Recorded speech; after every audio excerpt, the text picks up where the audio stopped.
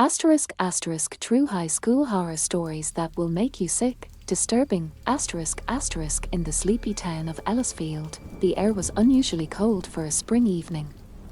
At Ellisfield High, a decrepit building whispered with the secrets of decades. Students whispered about the locked-up third floor, the one no one, not even the janitors, dared to talk about after sunset. Jenna, a curious and somewhat rebellious sophomore, had always been fascinated by ghost stories and urban legends.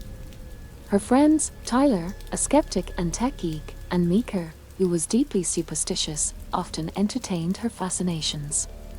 One day, while rummaging through the old school library, Jenna stumbled upon a dusty, leather-bound journal hidden beneath a loose floorboard. It was filled with entries by a student who attended Ellisfield High in the 1970s, describing eerie occurrences and unexplained disappearances linked to the third floor. Excited by their find, Jenna convinced Tyler and Meeker to explore the third floor after school. "It's just old school tales to scare freshmen," Tyler scoffed as they planned their adventure. That evening, as the sun dipped below the horizon, casting long shadows across the school corridors, the trio waited until the halls were empty. They slipped past their "Do Not Enter" sign taped across the stairway leading to the forbidden third floor. The air grew colder with each step they climbed. The only sounds were their muffled footsteps and the distant echo of the school's old pipes groaning. The third floor was shrouded in darkness. The only light came from Tyler's flashlight and the occasional flicker of lightning outside the dusty, barred windows. As they ventured deeper, the walls seemed to whisper, and the air felt charged with a static electricity that made the hairs on their necks stand on end. Jenna led them to what used to be the chemistry lab. According to the journal, this was the heart of all paranormal activity in the school. The room was in disarray, with broken glass scattered across the floor and old, rusted lab equipment lying abandoned on the countertops. As they inspected the room, Meeker's voice trembled. "Guys, do you feel that?" The temperature had dropped significantly. Their breaths were visible in the air. Suddenly, Tyler's flashlight flickered and went out. In the darkness, they heard the soft, unmistakable sound of a giggle, a child's giggle. Panicking, Tyler fumbled with his flashlight. When it flicked back on, they saw it. On the blackboard, freshly written in what looked like chalk, were the words, "Help me." Terrified but too intrigued to turn back, Jenna approached the board. The moment her fingers touched the chalk, the room started shaking. Lab equipment rattled, and a cold wind swept through, extinguishing the light once more. In the pitch-black darkness, the giggling returned, louder and closer. Meeker screamed. When the lights flickered back on, she was gone. In her place, on the floor, lay her necklace, an amulet her grandmother had given her for protection. "Meeker!" Jenna and Tyler shouted in unison. There was no response, just the mocking echo of their own voices. Frantically, they searched the room but found no sign of Meeker. The journal mentioned a hidden doorway that led to the basement under the chemistry lab, supposedly used for secret and unsanctioned experiments. Jenna, recalling the details, ran to the far end of the room and pushed against the wall. To their disbelief, a section swung open, revealing a narrow, dark staircase spiraling downward. Without thinking, Jenna started down the stairs, Tyler close behind. The staircase ended in a vast, underground chamber. It was eerily silent. Scattered around were remnants of what looked like old medical equipment and chains attached to the walls. The air was thick, suffocating. In the center of the chamber stood a large, antique mirror, its surface foggy. As they approached, the air grew colder, and the edge of the mirror began to frost over. Jenna reached out to touch it, but before her fingers made contact, the surface rippled like water. A face appeared, contorted in agony. It was Meeker. Meeker's mouth moved as if she was screaming, but no sound came out. Then, just as suddenly, she was pulled back, disappearing into the depth of the mirror. The surface stilled, returning to normal, leaving Jenna and Tyler in horrified silence. "We need to get help," Tyler insisted, his voice shaky. Jenna nodded, her mind racing. As they turned to leave, the sound of the giggling returned, echoing through the chamber. They ran, not stopping until they burst out of the hidden door into the safety of the third-floor hallway. Out of breath and terrified, they leaned against the walls, the weight of what they had witnessed pressing down on them. Jenna panted, her voice edged with desperation. "We can't just leave Meeker with whatever that was." Tyler, his face pale, nodded slowly. "You're right. We can't. But we need a plan. We have no idea what we're dealing with." The school's old clock tower began to chime, its deep, resonant sound echoing through the empty hallways, adding an eerie undertone to their predicament. Each chime seemed to underscore their isolation, reminding them that it was now well past the time when the last teacher would have left the building. They retreated to the safety of the second floor, ducking into the library to regroup and gather their thoughts. The musty smell of old books filled the air, a stark contrast to the dank, oppressive atmosphere of the basement they had just fled. Jenna paced between the aisles, her mind racing. The journal, it might have more clues. Anything that could help us understand what's happening. She went back to the spot where she had found the journal and flipped through the dusty pages under the dim light of Tyler's flickering flashlight. As she read, her eyes widened in shock. The entries detailed experiments not just with chemistry, but with something darker, occult practices believed to bridge the world of the living and the dead. The final entry was the most disturbing. It spoke of a mirror, a portal, that had been created as a doorway to another realm. The experiment had been abruptly halted, but the mirror was never destroyed. Tyler read over her shoulder, his skepticism fading into grim acceptance. "This is way over our heads," he muttered. "We have to try something," Jenna insisted. "Meeker's in there, somewhere. We owe it to her to try." They decided they needed reinforcements. Pulling out his cell phone, Tyler attempted to call the police, but there was no signal inside the old stone building. Frustrated, he slammed his phone into his palm. "We're on our own." Armed with nothing more than a flashlight and the journal, they made their way back to the forbidden third floor. The building seemed to groan under the weight of its own age as they ascended the creaking stairs. The third floor was even more foreboding now, shadows dancing on the walls as clouds passed over the moon outside. They reached the chemistry lab and stood before the hidden door, gathering their courage before entering the staircase leading to the basement once more.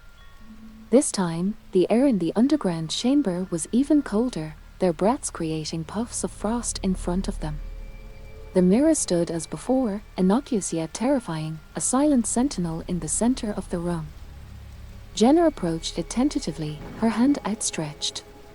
But before she could touch it, the air shimmered, and the giggling returned, louder, closer, as if it was right next to them. Suddenly, the ground trembled, dust and small stones falling from the ceiling. The mirror's surface rippled violently, and a shadowy figure appeared, its features obscured, but its intent malevolent. Tyler pulled Jenna back just as the figure reached out, its hand almost breaching the plane of the mirror. "We need to find another way," he gasped, dragging her away from the mirror. They backed away, watching as the figure in the mirror paced, trapped within its confines but clearly searching for a way out. Jenna's mind raced. The journal mentioned a ritual, something about closing the portal. "We need to find it." Rushing back to the stairs, they retraced their steps to the third floor. The chemistry lab was in chaos, papers and equipment strewn about as if a storm had passed through. They searched desperately, looking for any information on the ritual. After what felt like hours, Jenna's hand brushed against a loose stone in the wall.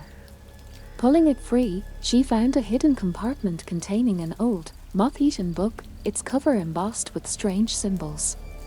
"This has to be it," she whispered, her voice trembling with a mixture of fear and hope. Opening the book, they found instructions for a ritual, complete with incantations and a list of necessary components: salt, iron, and a personal item from someone trapped within the portal. We need Mika's amulet, Tyler realized, remembering the necklace left behind on the chemistry lab floor. Rushing back down to the basement, they approached the mirror again. The shadowy figure watched them, its gaze piercing through the darkness. With trembling hands, Jenna placed Mika's amulet on the floor, forming a circle of salt around the mirror. Tyler read the incantations aloud, his voice steady despite the palpable fear that choked the air. As he spoke the final words, the mirror's surface began to swirl. The figure screamed, a sound so terrible it seemed to shake the very foundation of the school. Then, with a blinding flash of light, it vanished. The chamber fell silent, save for the heavy breathing of Jenna and Tyler, their hearts racing in their chests. The mirror's surface calmed, returning to a reflective state, but the eerie feeling that something was terribly wrong lingered in the air. Did it work? Jenna whispered, her voice barely audible. Before Tyler could answer, the ground beneath them shook violently. Cracks spidered across the floor, reaching out like the fingers of a skeletal hand.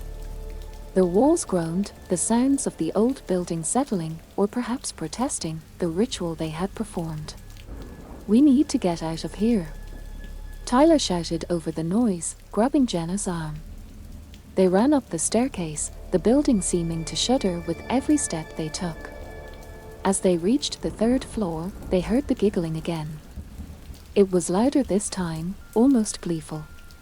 A cold dread settled over them as they realized the ritual might not have worked as intended. Hurrying out of the chemistry lab, they made their way back to the main hallway. The school was darker now, the light from the moon obscured by thick, roiling clouds that seemed to press down upon the earth. The air was heavier, filled with a palpable sense of malice. As they passed the library, the door suddenly swung open with a loud creak. Inside, the shadows moved independently of any light source, twisting and turning in unnatural ways. Tyler and Jenna exchanged a look of horror but continued running, knowing they had to escape the building. The front doors of the school seemed miles away as they navigated the labyrinthine hallways. The portraits of past principals and notable alumni that lined the walls appeared to watch them pass, their eyes following every move with an intensity that sent chills down their spines. Finally, they reached the front entrance, pushing against the heavy doors. To their dismay, the doors wouldn't budge. They were locked, sealed from the inside. Jenna pounded on the wood, her fists aching with the effort. "We're trapped," she said, her voice breaking.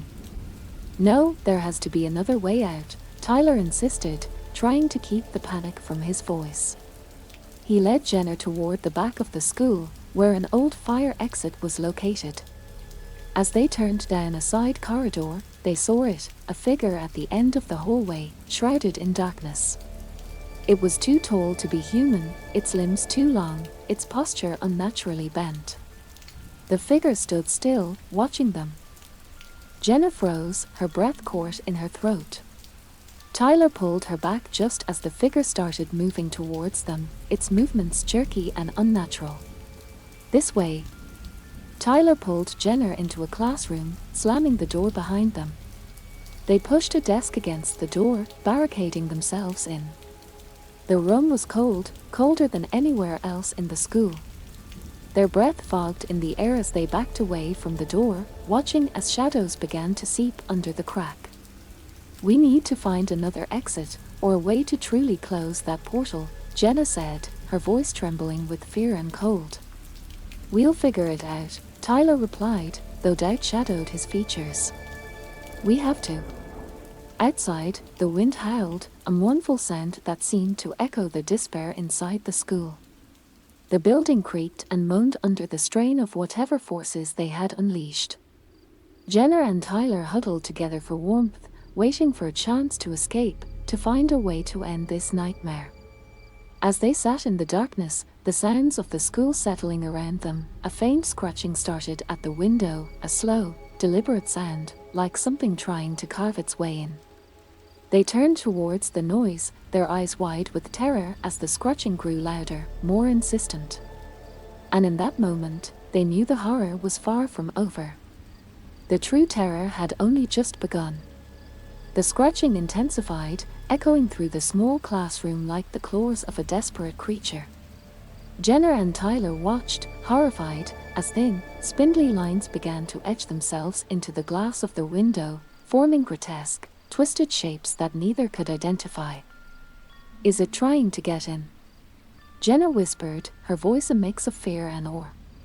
Tyler didn't answer, his eyes were fixed on the window, watching as the scratches grew deeper, more frantic. The glass creaked under the pressure, spiderweb cracks spreading from the etched lines. He grabbed Jenna's hand, squeezing it tightly. "We can't stay here," he said, his voice low and urgent. But where could they go? The entity outside the window was one thing, but the entire school felt like a trap set by something malevolent and unseen. They were cornered, with unknown horrors waiting outside the classroom and an impenetrable darkness inside the school.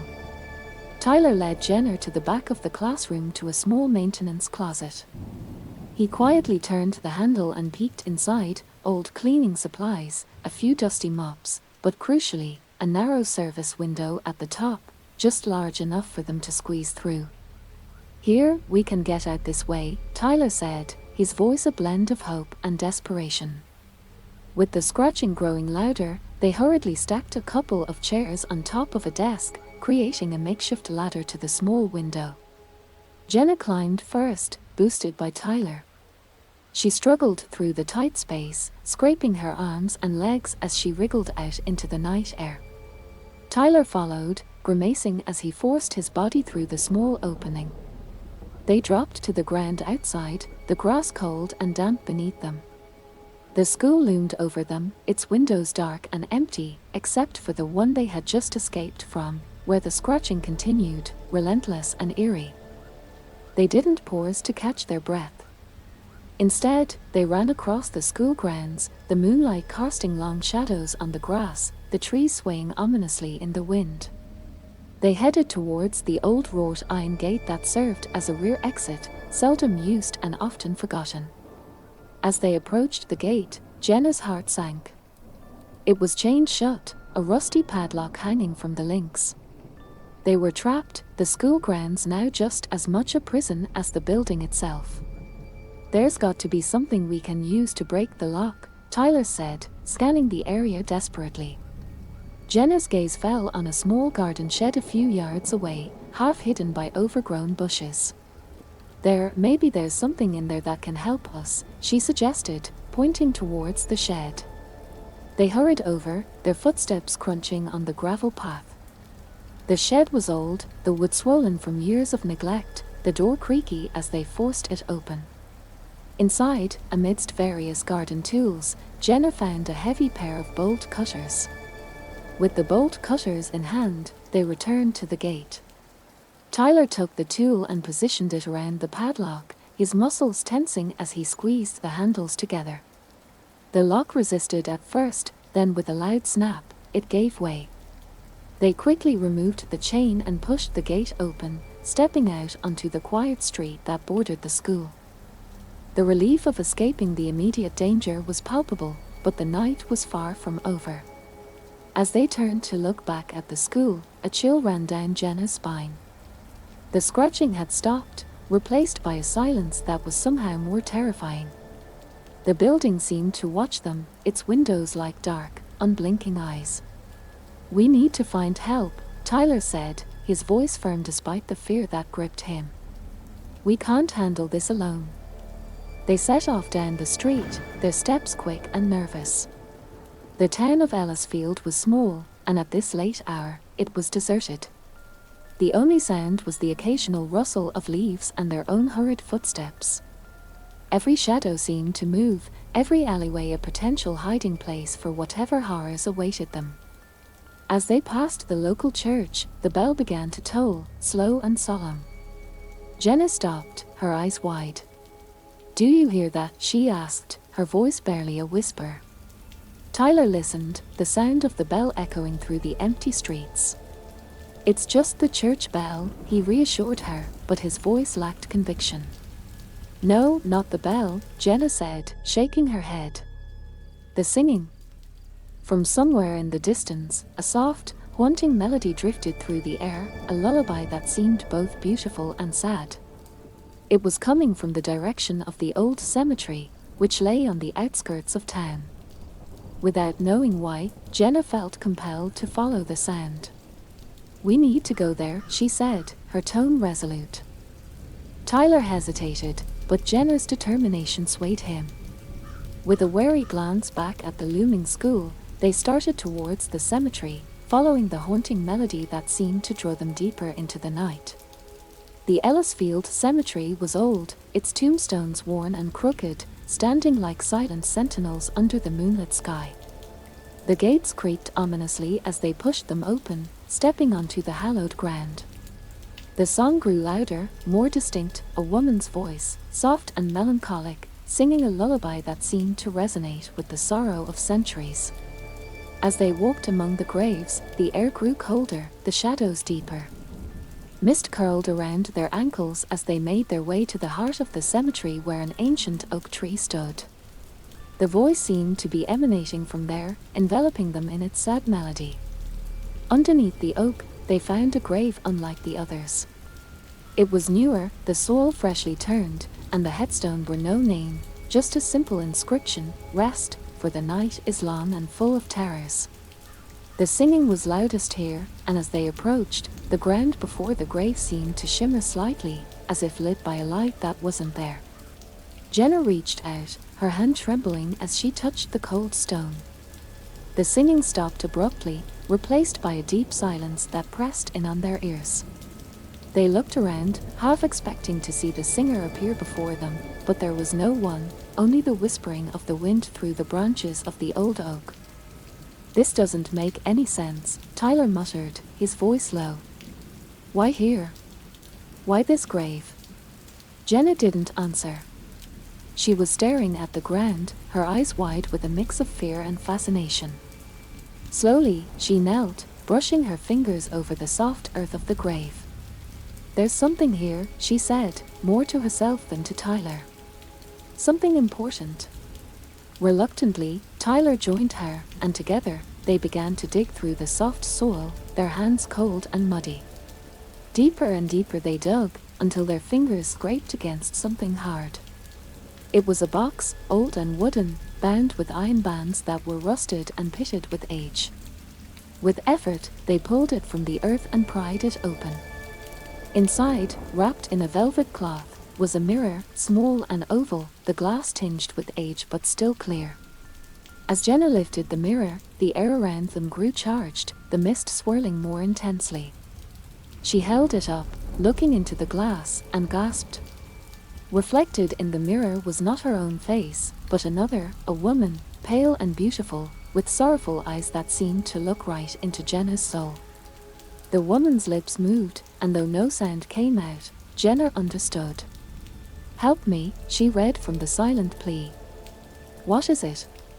Tyler asked, looking from Jenna to the mirror and back again. "It's her," Jenna whispered, her voice barely audible. "The one who's been singing. She's trapped, like Meeker was. But how do we help her?" Tyler's voice was full of skepticism, but his eyes betrayed his concern.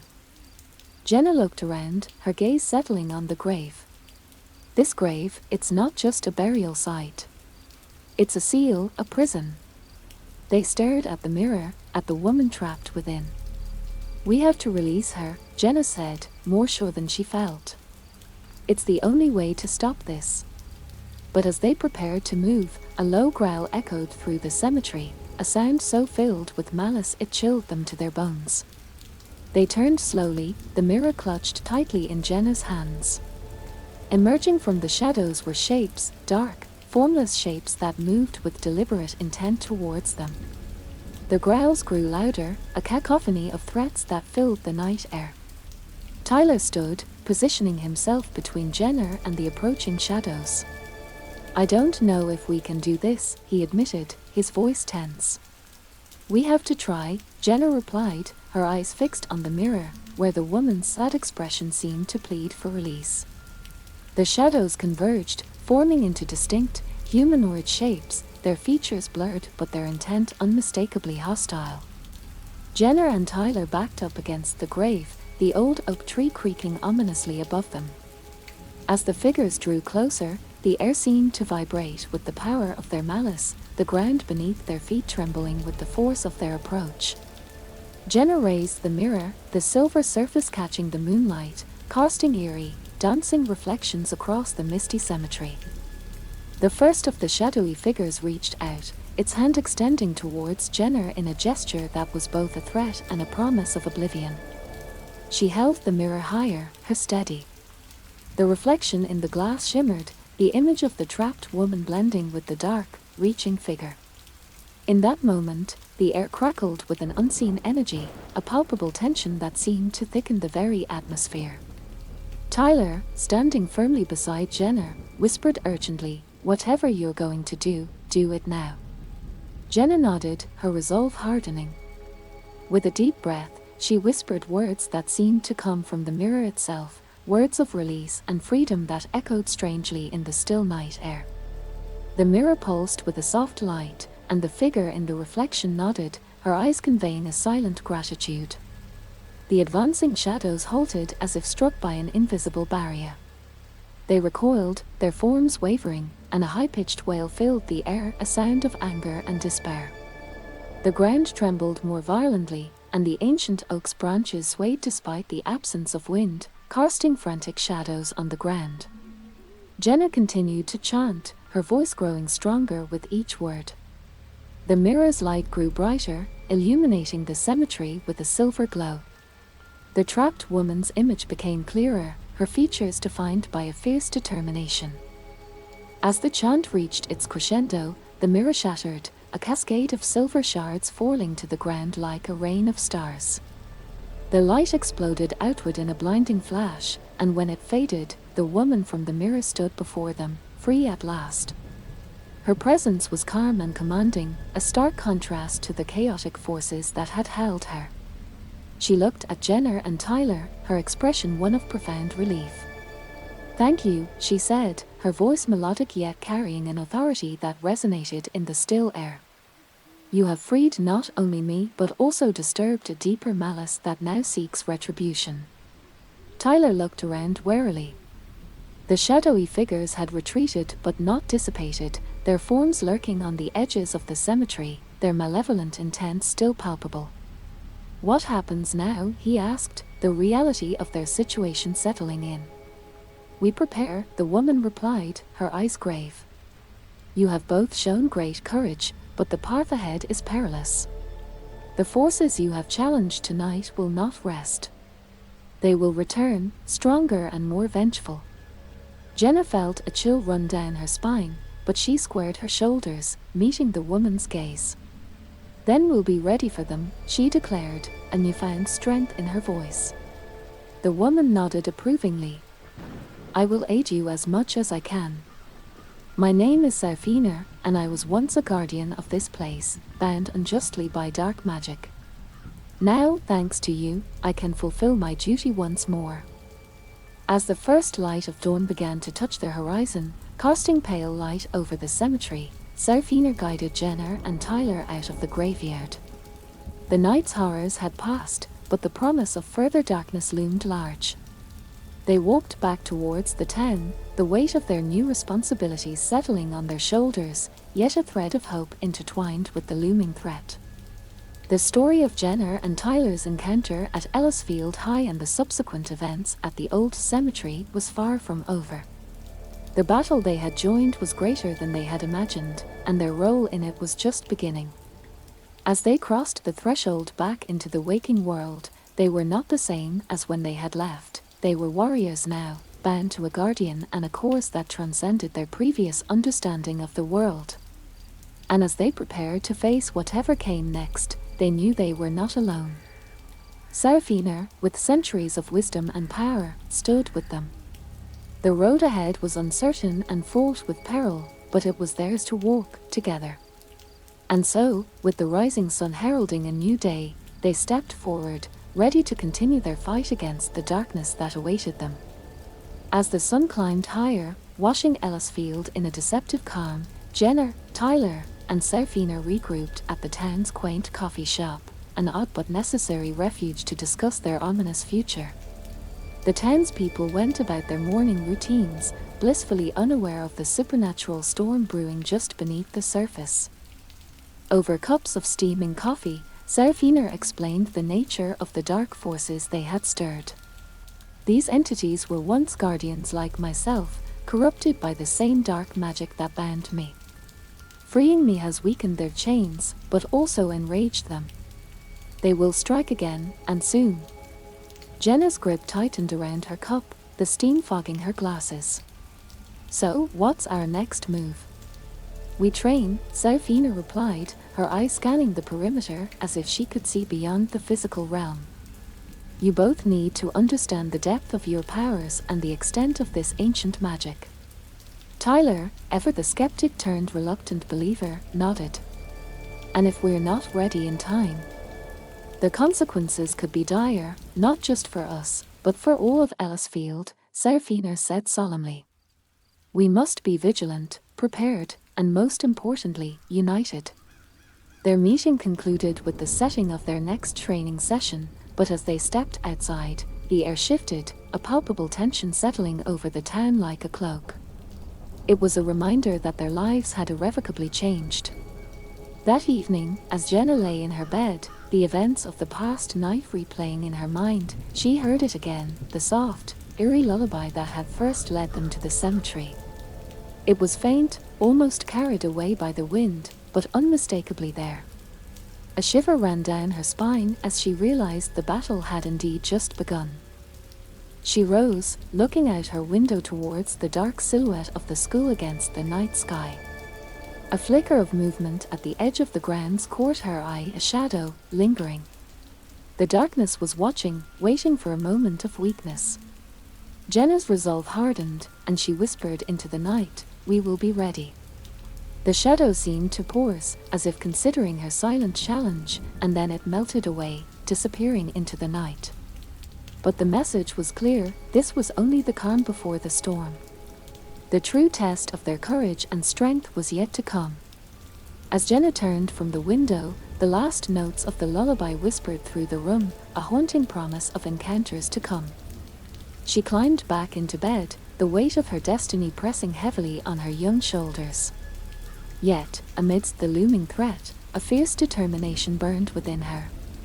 They would face whatever came with bravery and would stand against the darkness together. And so, under the watchful eyes of the moon and stars, Jenna drifted into a restless sleep, her dreams a swirling mix of shadows and light, each moment leading her closer to the inevitable confrontation that awaited them. Ellisfield High stood silently in the distance, a constant reminder of the mysteries it held and the battles yet to be fought. But for now, all was still in the small town, as if holding its breath, bracing for the storm that was to come.